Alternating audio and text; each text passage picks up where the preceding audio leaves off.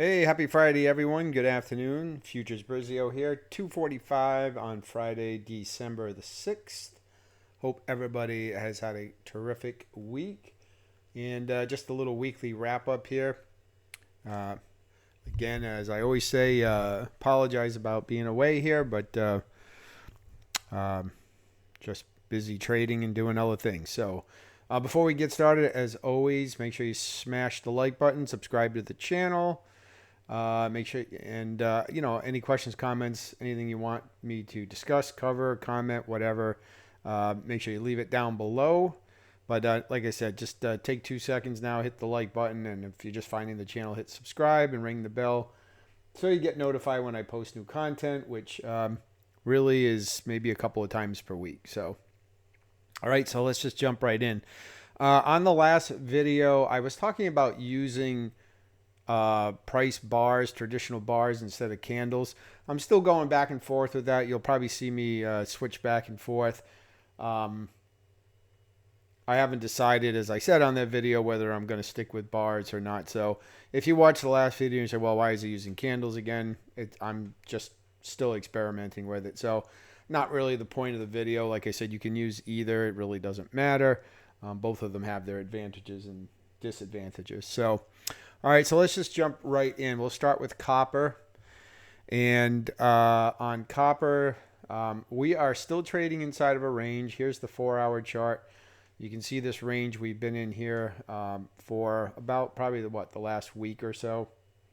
Well, not even. We were inside of this range, this bigger range. Then we broke a little higher, and now we've starting another range just slightly higher in the last couple of 3 days or so. And I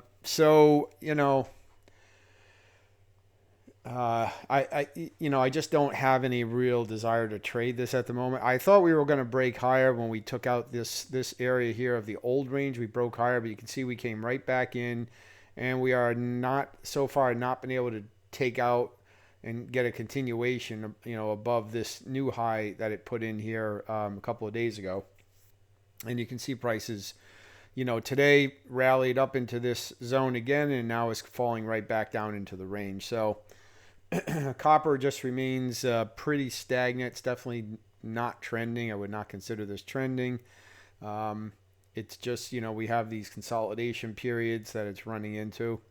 And so, I'm not going to be trading copper until I see some sort of breakout here. Now, I mean, we could have this break here now to have this roll over and start going down again. I don't know. If this floor holds down here, then maybe we'll break and finally break out of this. I don't know. But like I said, not trading copper at the moment, at least on the time frames I like to trade on, which are the higher time frames. And so, like I always say, you can always scalp and trade these things on short time frames, 5 minutes or whatever, where you can actually see tradable opportunity here on a short time frame. But that's just not my cup of tea. I just prefer the slightly higher to moderate time frames, like the 30 minutes, a 4 hour. And based on those time frames, there's really not much here to do with this. So I'll just sit and wait on that. Gold is kind of the same way. So here's gold. This is the 4-hour chart. And you can see we have this little wedge pattern that's been basically being held up here since this goes back to the end of November here. We did make an attempt yesterday to break out here. We plunged through this lower trend line boundary here. But you can see we snapped back and closed right back inside the range. And today we've done absolutely nothing. We've seen multiple 4-hour candles with tiny little ranges and wicks. So basically there is price parity, and everybody's pretty agreeable on the price of gold right now. And so there's been no action at all on this. So again, much like copper, until we get some sort of breakout and new trend establishing here, I'm just staying away from gold. Same with copper. All right, on to natural gas. So natural gas is pretty interesting. This might be a good opportunity coming, especially next week. You can see we on the 4-hour chart, we had this very clear downtrend, pretty much holding the trend line here. I do have this swing high noted right about here as kind of our line in the sand for our shorts. But if we drill down a little bit, you can see that we put in this low, came back to the trend line, started moving down again, then put in a higher low, and now we're back to the trend line again. So this generally is a pretty bullish sign, right? Where price has gone up, come down, and then we form this higher low right here. Price refuses to make a new low, and we're back to the trend line. Now, of course, price is reacting on the trend line, which is pretty typical because everybody else sees that trend line too. It's not just me, but this higher low is of much more interest than the trend line is. It is Friday, and I did expect that once it got to the trend line, it was going to just, get hung up there based on the fact that it's Friday and because the trend line is sitting there. So sellers are probably trying to sell off of that again, or anybody that maybe took a long from this area down here are looking to exit at the trend line, whatever. So if we get a clean break above this trend line, which we could be right now, but again, at this time of day, I'm certainly not going to trade anything. But this is potentially setting up for a long. And certainly, if we come up here and we take out this high, this last swing high right here above this line, then I think natural gas could reverse and start going higher. So I'm going to watch this very carefully. This could be if this lower high holds, this could be a good opportunity for potential longs on natural gas coming up into next week. So let's keep an eye on natural gas. That's a good one, high on my watch list. And then on the NQ, we had non-farm payroll this morning. This was the NFP candle right here at 8:30 Eastern time. And, typical liquidity grab, spiked down, then immediately shot back up, pulled back, and then we had this big move up. I actually did take a long in here this morning. Right here, I got in and I got out in this consolidation zone. It has gone in higher since then. Kind of chopped around for a couple hours. It did go up and make another high, and this market just continues to go higher. So I had a trailing stop sitting below here. Once price got up here, I trailed my stop, and then I was out. And I got taken out on this wick right here. And I thought about getting back in again, but again, being Friday and all, I just decided to just leave it alone. So, this market continues to go higher. And, until major areas are broken here, then, this is going to just continue to go higher. You can see on the 4-hour chart, maybe down to like a 3 or 2-hour chart, we can see the structure levels pretty clearly here. The minor structure levels are like here, down here. Move this up a little, and then of course, and so on and so forth, with major structure levels down like in here. This is a major structure level here. So, if you're a long-term position trader, then this is the area you keep an eye on. The last time that we had a major pullback here, this was back in November. And then, we continue to put in these minor structure highs for your swing trading, your day trading locations here. And so you just keep watching every time price kind of, puts in one of these swings, you just look for a new entry. So currently, it's this one right here that was put in this morning. And so that remains kind of our short-term line in the sand in terms of, at least short-term reversal points. So as long as it stays above here, you expect next week, if it's going to continue to see price kind of drift lower to some point, maybe just sideways and then shoot back up again. But, we'll see. But again, there's nothing really compared to because this remains at all-time highs. So there's nothing on the chart to the left that you can compare this to, even on the cash chart, on the spot chart. So you really just have to just stay with the trend and until it tells you otherwise.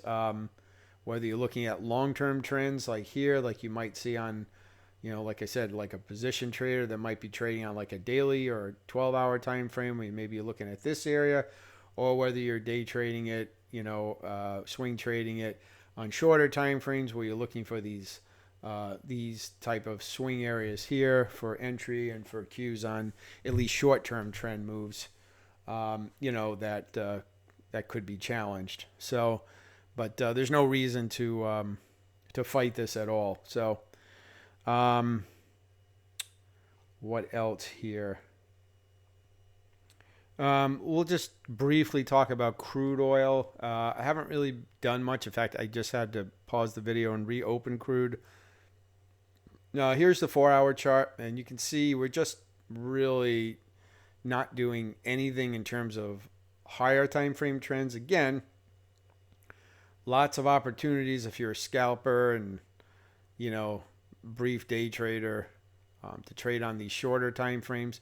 But even once you get up to like even the hourly chart, this starts to really get messy. And then certainly anything beyond that, it's just, I'm just really getting away from crude oil. It's just, it's just, it has these huge swings and all this kind of chop and stuff. And the crude prices definitely tend to gravitate to certain levels on the chart.